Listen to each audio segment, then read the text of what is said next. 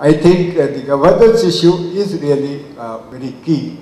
We have a great deal of ecosystem specific knowledge of great value at the local level, and both Enriga says that the actual plan of works will have to be prepared by the Grama Sabhas in taking into account exactly what the local context is and what is needed.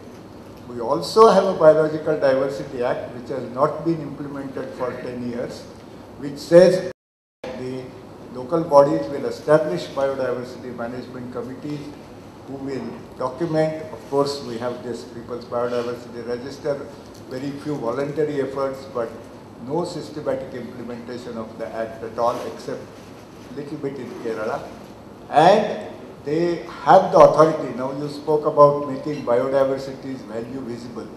There is a specific provision in the Biodiversity Act that the local communities are authorized to charge collection fees and sustainably manage biodiversity resources. None of this whatsoever is being implemented. I think the issue is really one of empowering people to be involved in managing their own ecosystems. It is very clear there are at least 3 acts. There is the extension of Panchayat Raj to Scheduled Areas Act, Scheduled Tribes and Traditional Forest Dwellers Rights over the Forest Act. All these acts are attempting to give a stake, including an economic stake, to the poorest people in the country which live in richest biodiversity areas. All of them have essentially been sabotaged, and that is why they live in biodiversity rich areas and remain very poor. But there is a very interesting counter example from Maharashtra. Now there may be a few others. In Gadchiroli district, some villagers after long struggle managed to obtain community forest resources rights, and one of those villages, through very careful auctioning of bamboos, has just now realized 1 crore rupees through auction. So all this is possible.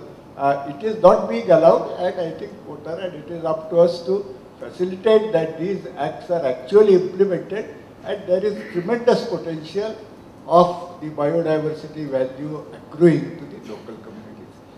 Permit me to make just one other point. The major potential of information communication technology has been pointed out, and Kerala is, to the best of my knowledge, the only state where they have used the Unicode for Malayalam language and actually made that accessible.